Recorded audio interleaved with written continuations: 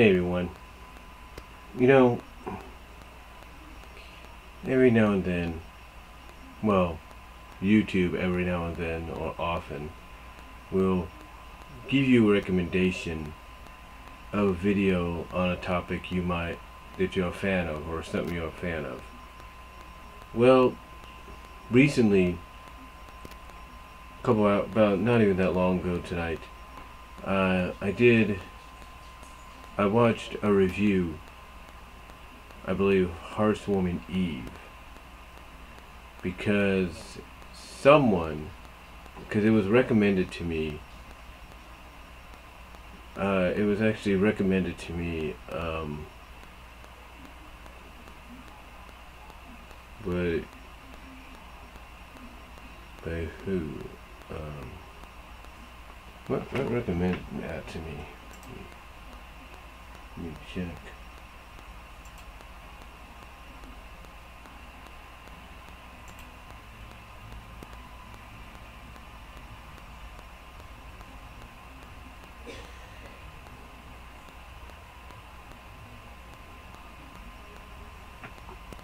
The Mysterious Mr. Enter. So a review was recommended to me.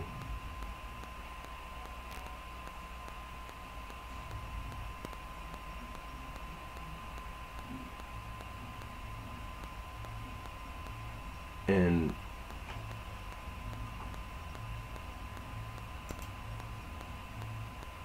I want to do something.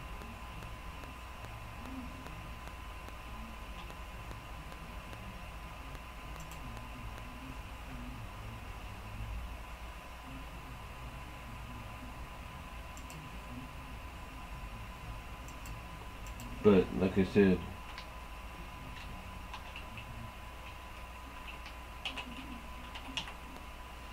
the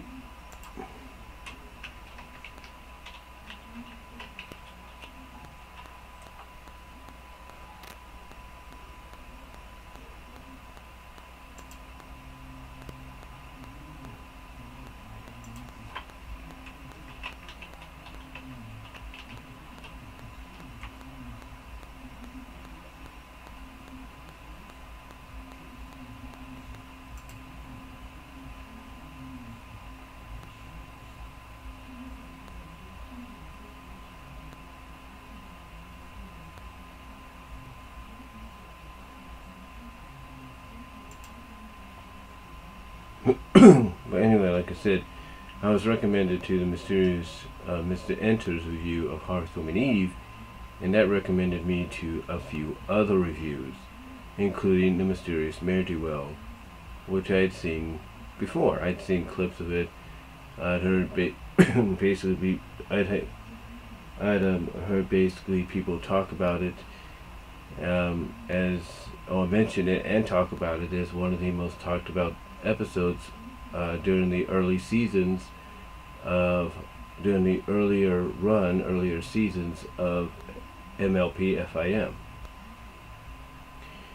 And the reason it's one of the most talked about is also because it's one of the most controversial. It is basically one of the most split down the middle, from what I can tell, one of the most split down the middle episodes the fandom has had even to this day. Some fans don't like it, some fans do like it, and some fans are right down the middle because they can understand both sides of the coin. So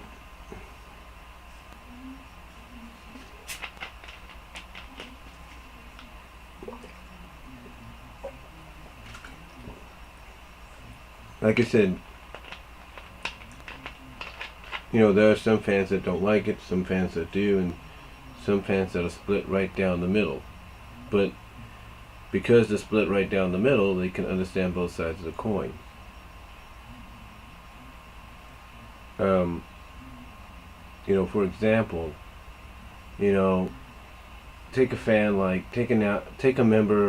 take several members of the Rift Cafe, the analysis community, if you will, like Bronny Buck. He did a review on it, and then he did a follow-up on it. the follow-up was moral of the story, is a segment he calls moral of the story, and he basically kindled, and he basically he basically compares the moral and the lesson and what Rainbow's friends do to kind of teach her that lesson about being humble as a hero and not letting your ego get the best of you, and to basically to be a hero and to do the right thing because it is the right thing to do and not because you want the fame and the glory. Bronny basically pointed it out as being like an intervention. Basically, like her friends were preventing her by doing this, by dressing up, by taking turns and dressing up as this mysterious ne'er-do-well. They were taking turns on how to teach her a lesson and prevent her from going down a path that would lead to maybe her going from a hero that she intended to be, or she wants to be, to being a villain. Basically a path of destruction. And that's a good moral to have. That's a good lesson to learn. But on the other hand, you have the fans like, let's say, Voice, Mastercode, and several others that feel that what the friends did, that even though maybe the intentions were good, was hypocritical and was basically hypocritical and betrayable of Rainbow Dash. Well, not just betrayable, was basically hypocritical and backstabbing. Because basically they went behind Rainbow's back and did this to teach her a lesson instead of doing the right thing, and that's taken her aside, maybe at a place like Applejack's Family Barn or Rarity's Boutique, closing the doors and just sitting down and talking with her and saying, hey, look, you need to stop. You need to stop.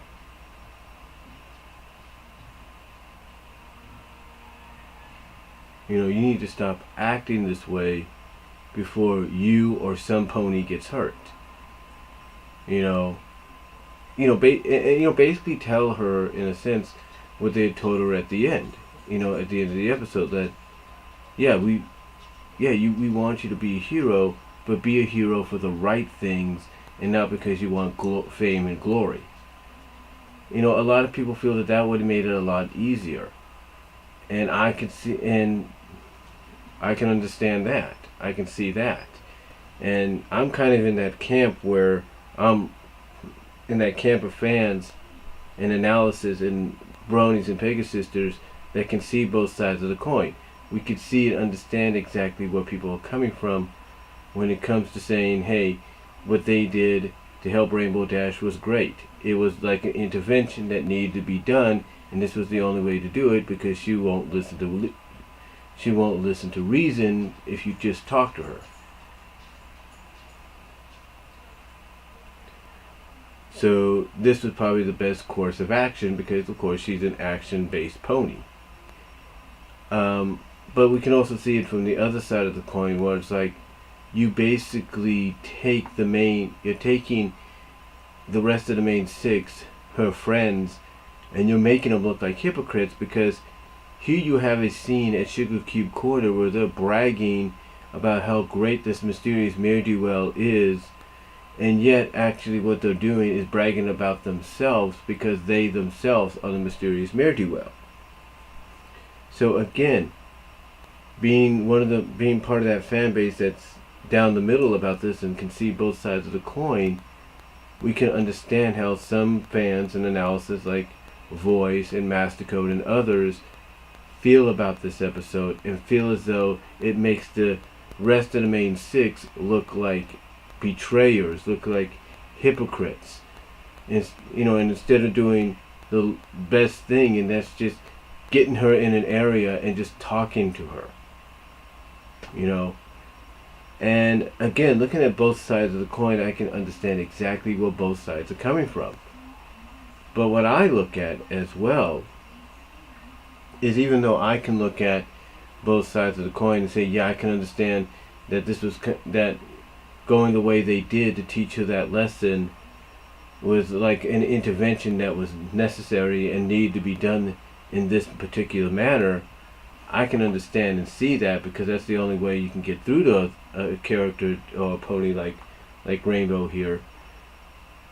But I can also see where some people feel that it was kind of hypocritical and wrong of the rest of her friends to do what they did, instead of doing what they normally know is the better method, and that's just take her aside, either at Rarity's Boutique or Twilight's Library Treehouse, or Sugar Cube Corner itself, or Fluttershy's home, or even Applejack's family barn, and just saying, look, you know, we're not going to let you leave until you hear us out, and we're going to hear us out and listen to what we have to say, because we don't want you to go down a dangerous path.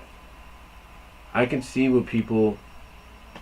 I can understand how people feel about that. That would have been a more easier, simpler way than doing what they did, because it makes the main six, the rest of the main six, look like hypocrites and backstabbers and betrayers, because they felt that the only way they felt justified in doing, or that the only way they felt justified in trying to get through to Rainbow was to do exactly this. But what I look at as a fan is, like I said, I could see both sides of the coin, but what I also look at is, despite how you might feel about Rainbow Dash, despite being a tomboyish character and being the action-oriented, along with Applejack being the action-oriented member of the group,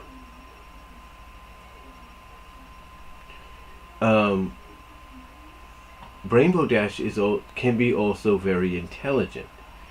I think that's one thing we seem to forget about characters like Rainbow Dash, that even though the primary function is to be tomboyish and action-oriented and sports-oriented and all that, they could also be very smart and intelligent. And for someone like Rainbow, she should have been able to put all the pieces of the clues together, all the pieces of the clue puzzle together. I mean, here's how I would have worked it out, and you could have still done the moral lesson, you know, the way they did, that some people feel was hypocritical. You still could have done it that way, but at the same time you could have added some conflict, because it's like you could have Rainbow figure it out, feel betrayed, and then maybe at the end you could have some kind of similar lesson or scene where they do forgive each other, they do make up, but Rainbow kind of gets it now. She kind of understands, okay, I get it now. Don't be, you know, such an egotistic. Just do it because it has to be. Just do the right thing because it has to be done. You know, and what I'm talking about is they could have easily, because at the end they have Rainbow basically chasing after the mysterious Mare to unmask them to find out who they are. You could have taken that concept and had her follow the mysterious Mare everywhere she went, so that she could see exactly what they were doing. You could have had her follow him, or at least kind of have her take note in her mind, like, wait a minute, that magic looks like the kind of unicorn magic that Twilight or Rarity has and uses. You know, like when the mysterious Mare uses her back hoofs to save some ponies, you could have her take a mental note like, wait a minute, that's what Applejack does. And then the mysterious Mare pushing a few ponies out of the way before something hits them. Basically what I'm saying is, you could have had Rainbow Dash put the pieces, kind of look at all these clues, look at all the similarities that the mysterious Mare has to her friends and what she was doing, and kind of start putting those pieces together and be like, wait a minute, could it be that my friends are the mysterious Ne'er-do-well? And then you get to that moment in Sugar Cube Corner where they're bragging about it, and that's where you could have Rainbow Dash finally come out and basically say, look, enough's enough. I know what you guys are doing. I know you're the mysterious Ne'er-do-well. Why didn't you guys just come and talk to me at first before doing this? And you could have had to feel betrayed. You could have had to basically say, because you could have basically had to point out, because of you guys doing this, I feel betrayed because you didn't want to talk to me first. And you could have had maybe Twilight or Applejack, or maybe Applejack and mostly, come out and say, well, we would try to talk to you, but it seems if we try to talk to you, it goes out one ear and goes through one ear and out the other. You don't take what we tell you to task. And again, you could still lead to a moment at the end that's similar to maybe what we had, where they kind of think over well, Rainbow Dash, out of anger, goes back to Cloudsdale, kind of thinks over what her friends did, kind of has a realization that, you know what, they are right. You know, maybe I did let my ego get the best of me, and I should just do the right thing because it's the right thing. And at the same time, you could have the friends learn a lesson of, hey, you know, maybe we could have just talked to her originally instead of just doing this and going in this direction. Or something like that. In other words, we have both sides learn a lesson of trust and doing the right thing the right way. Because basically have both sides learn the lesson of doing the right thing because it's the right thing to do, and not do it in a way that's going to make you feel like a heel, make you feel hypocritical, something like that. So, to me, I look at it this way. I understand where both sides are coming from, with the love and the hate, because I'm one of those fans that's like right down the middle. But I also look at the fact that they could have done it in a way you could have still taught the lesson, but maybe had both sides learn the lesson of doing the right thing because it's the right thing to do, and learn a lesson of trust. Basically, hey, maybe we could trust that if we tell her about this, she'll take it to heart and not go behind their back and do what they did. So, but those are just, those are just my opinions on Mysterious Ne'er-do-well. Let me know what you guys think down below. Comment if you like. I'll talk to y'all later. Thank you all for watching. And if you want to know, this is my Rainbow Dash plush I got through Amazon, made by Fourth Dimension. Yeah, so if you can get these, get them. They're really well made. Probably one of the best plushes you're going to get. So, till then guys, God bless. Take care. I'm out.